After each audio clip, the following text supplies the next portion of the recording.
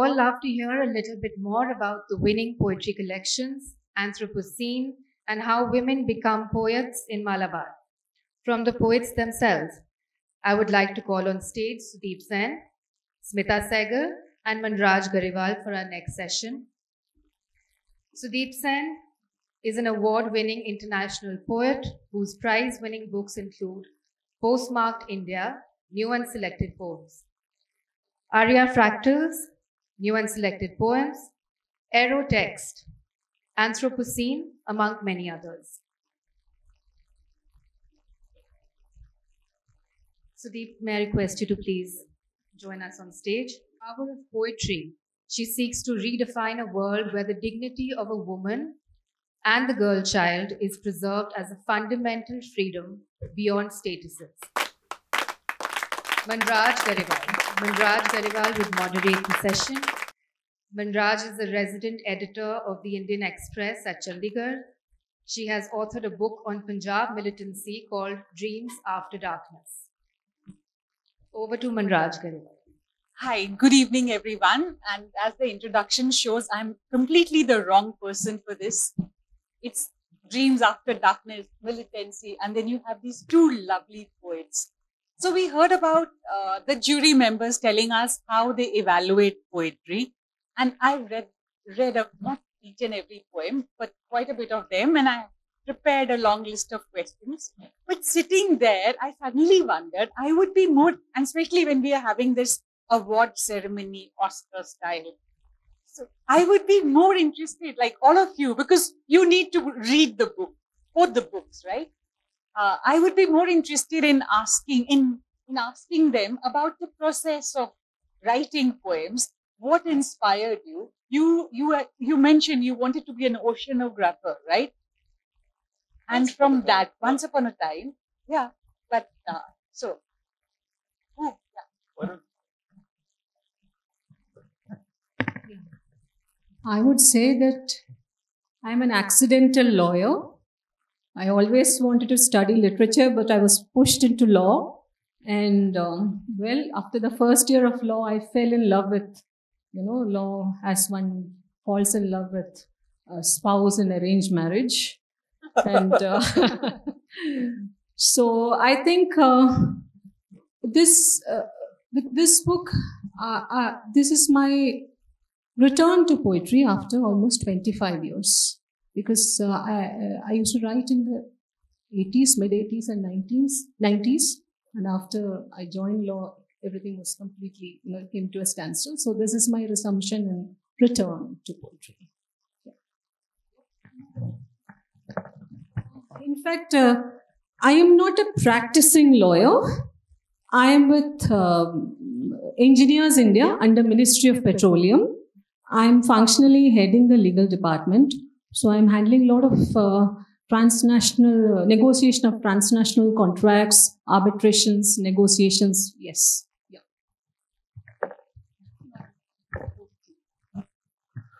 So I should have been an oceanographer or an architect, but my heart always rules over my head. So therefore I said, let me just choose a profession that's going to be incredibly practical. And so poetry was the obvious choice. Was it a choice? It wasn't a choice. I really didn't have a choice. Poetry comes to me in a way that women give birth to children. Immaculate conception, actually. I don't need a partner to birth poetry. It happens because it's always on my tissue, on my skin. It happens when you look around and feel agitated, love, disturbed with what is around you, what is within you, what is... So it's impossible for a person not to possibly respond if you're an artist and poet specifically. The only tragedy about being a poet is you have a very thin skin, and that's not a very useful thing in life. But would I change this for anything else? Absolutely not. 25 books down, I'm still doing a silly thing called poetry, but poetry has given me so much back that I'm grateful for all the beautiful smiling people who are sitting here intently in an afternoon where they much rather go to a kitty party and play golf instead. But thank you for being here, because that's really what matters. And you know, something about poetry is usually on the side of the bed, the books that tend to remain the longest are books of poems. Novels you read and put it on the bookshelf. But poetry is something that you go back to again and again, because a book of poem is not read one straight through. You dip in and dip out, you revisit and you recalibrate, you reread, and it grows on you in a way that fiction cannot. And also, we think that poetry is very far away from our lives, but in all our important moments in our life, love, heartbreak, death, birth, marriage, prayer, it's poetry that we resort to. So it's actually something that is very, very innate in us, though we try and push it away, thinking it's a very impractical thing. So therefore, my heart won, and it continues to be infected with a disease called poetry, and I'm not going to take any medication for it. Yeah. So, which is why we never say simple poets, because not all of us can write. No matter how hard I try, I cannot. I mean, at best, I'll end up rhyming two sentences, right? In my very Herculean effort to write a poem. Yeah, it would be a line, actually. Yes. Yeah, yes. Sentences happen in prose, but in poetry it would be lines. Yes. So what Chaucer used to call rim, ram, rom. Yeah. So which is why we always say gifted poet, because as he said, it just comes to him so naturally.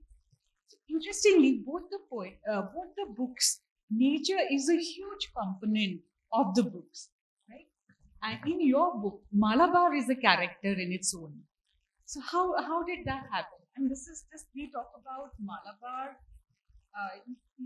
It suggests a deep connection between women, poetry, and Malabar. So you write how women lived and died in a seaside town, how we turned them into poems. So how does this transformation take place from life to poetry? Well, Malabar as such, I would say Malabar is akin to Macondo. It's that coastal town where it's impossible to miss the conversations of the breeze that blows in from the sea during afternoons, bringing in the love and murmurs from faraway port cities. It's impossible to miss the monsoon, the beauty of monsoon. And when you ask me how women become poems in Malabar, I grew up in Malabar. Malabar has, a large part of Malabar has a matriarchal system. So I grew up in a large joint family. And of course, I've always had strong women around me. So that has been, a great influence. But at the same time, I feel that we owe a greater responsibility and duty to be the voice of the voiceless. So that is how that is what I've attempted to do in this book. This book is, someone recently asked me, I thought you would have written about the glorious women of Malabar. No, it's not about the glorious women of Malabar. It's about women who have died without being commemorated. This is my tombstone to those women. It's very interesting. Gabriel Garcia Marquez is common to both of you, in the sense he wrote love in the time of cholera. You've written love in the time of corona. So, well, the best thing to me would be, maybe I'll just read a couple of poems out, because that's really what I do. I can speak elegantly or diligently, endlessly for the entire hour. But what I should really be doing is just to give you a taste from this book, perhaps. Maybe I'll read a couple of poems. Sure, please.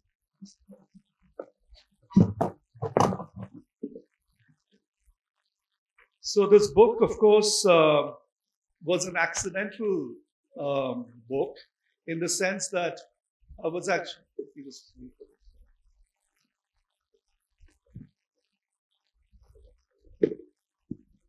Thank you. So I was actually writing another book, which still hasn't gotten written. It's called The Whispering Anklet. It's a book that I've been writing for the last 25 years, and it's all about Indian classical dance and music. I'm obsessed with Indian classical dance. The thing that gives me a real high, even more than poetry, is dance. But when we were in a lockdown, there was no choice but to do something. And I'm equipped with only one little talent, which is to write. So the obvious thing was to write, and I wrote this book responding to what we were talking about, the politics around, the deaths around. I lost many people during the pandemic. And this particular poem, which is the second poem in the book, is called Disembodied. And it's set in my city of Delhi. And I don't need to give you any background to it. Disembodied. My body carved from abandoned bricks of a ruined temple, from minaret shards of an old mosque, from slate remnants of a medieval church apse, from soil tilled by my ancestors. My bones don't fit together correctly as they should. The searing ultraviolet light from Aurora Borealis patches and etch corrects my orientation. Magnetic pulses prove potent. My flesh sculpted from the fruits of the tropics, blood from coconut water, skin colored by brown bark of Indian teak. My lungs fueled by Delhi's insidious toxic air, echo asthmatic sounds, a new vinyl dub remix. Our universe where radiation germinates from human follies, where contamination persists from mistrust, where pleasures of sex are merely a sport, where everything is ambition, everything is desire, everything is nothing, nothing and everything. White light everywhere, but no one can recognize its hue. No one knows that there is color in it, all possible colors. Body worshipped not for its blessing, but its contour. Artificial shape shaped by Nautilus. Skin moistened by L'Oreal and not by the season's first rains. Skeleton strength not shaped by earthquakes or slow molded by fearless forest fires. Ice caps are rapidly melting, too fast to arrest glacial slide. In the near future, there will be no water left or too much water that is undrinkable, excess water that will drown us all. Disembodied floats, afloat like Noah's Ark. No GPS, no pole star navigation, no fossil fuel to burn away, just maps with empty grids and names of places that might exist. Already, there is too much traffic on the road. Unpeopled, hollow metal shells without brakes swerve about, directionless, looking for an elusive compass. Thank you.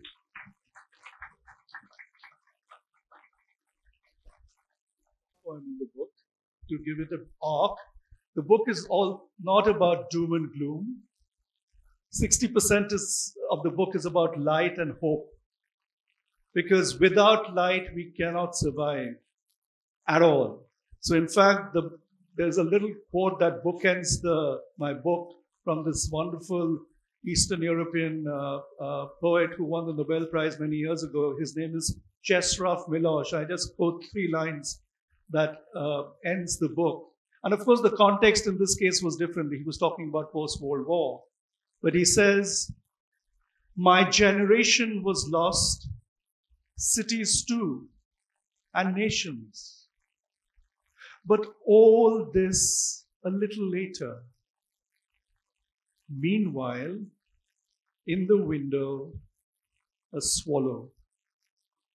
We often don't see the bird which is sitting right in front of us. We often don't recognize our spouses and our girlfriends and boyfriends who are right with us. And we look beyond and we complain about the now and the immediate. Whereas actually there's so much beauty and light in the immediate that lights up the rest of the world. So the last poem is called Om, a Cerement. And it was written during the second wave of the pandemic when my beautiful city of Delhi was being dug up ruthlessly. The Lachan's Delhi, Rajpath was being dug up. Why? Because they wanted to make these huge Disney World-like structures and so on. Of course, we all went on marches with candlelight and signed petitions and so on, of course, but nothing would stop it. So this poem comes out of that situation. There are a couple of italicized lines in this poem, and many of you will recognize it, so I won't flag it when I'm reading the poem. They're from this wonderful Indian poet called Agha Shahid Ali. He is a poet from Kashmir, sadly no more, and he, in fact, revolutionized the ghazal form in America, and Americans started writing ghazals in English in the same meter with the radif and so on.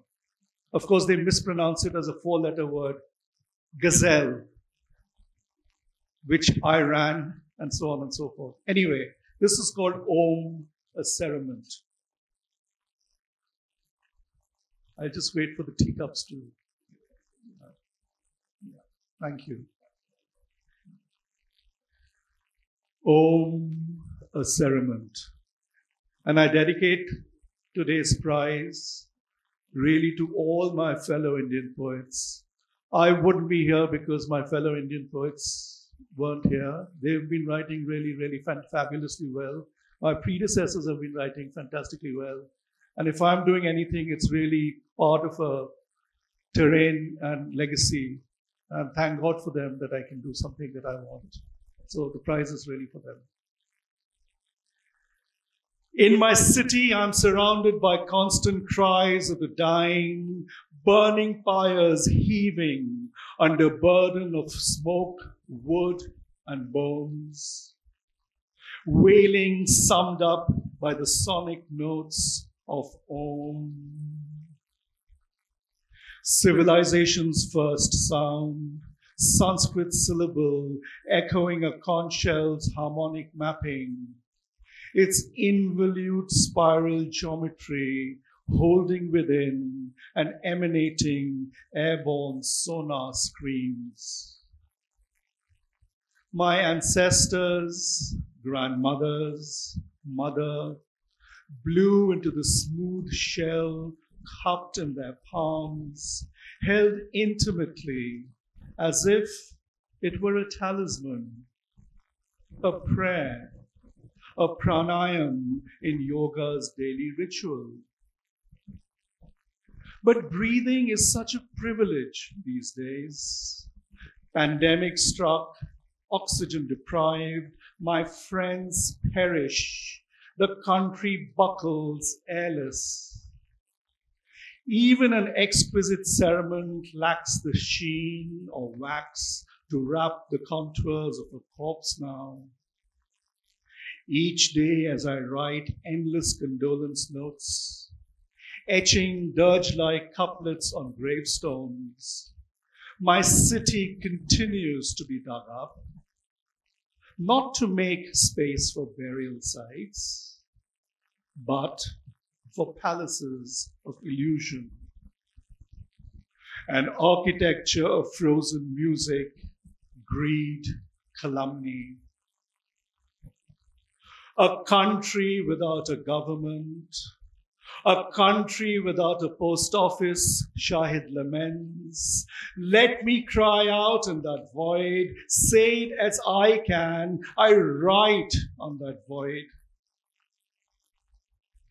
Om's celebration now, an unceasing requiem.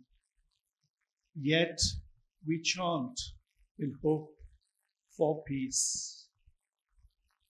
Om Shanti, Shanti, Shanti.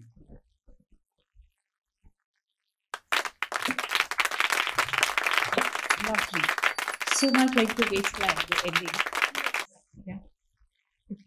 And talking about your poems, you've also written about love, women, and agency. So, in the brief history of love, you reject passive roles, writing, "I'm not your coy Radha or devoted Meera. I am but words." So, how do your poems redefine love and female agency? Thank you. In fact, I don't define love at all in my poetry. And very recently, I was told that poems from Central India, particularly in Hindi, they are born from Sakhi Bhav. So, if I were to say, I could be the most vocal exponent of anti-Sakhi Bhav. So, yes. Women live in the same world as men, but the way we perceive, the way our perspectives are formed, they are different because of the different social gender constructs. And we have to negotiate, though we have women who have walked ahead, like Kamala Das, like Sugata Kumari, all these poets who have walked ahead of us. Women are still negotiating, we are not only negotiating our way with poetry, but everywhere in life. So I think all of that seeps into, my writing quite seamlessly, quite as a matter of fact. And if I can read a poem.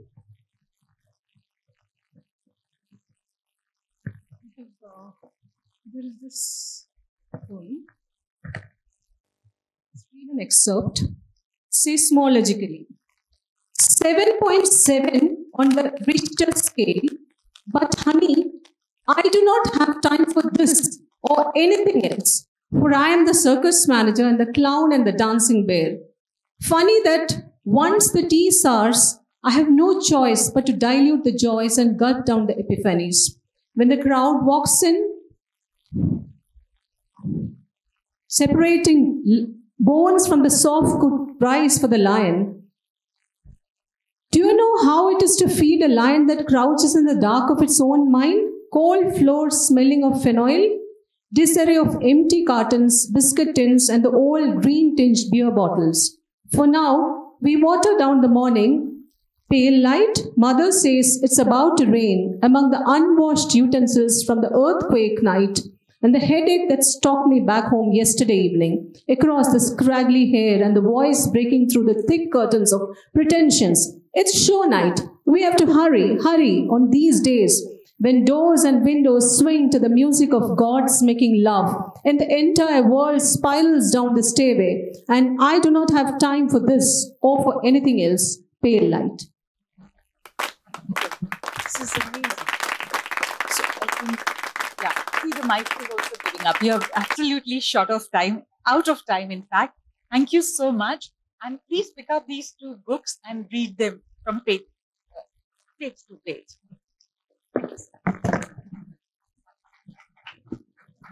Thank you so much for that enriching session, woven together so poetically by Manraj Grewal. We would love to have heard more, but we're running out of time.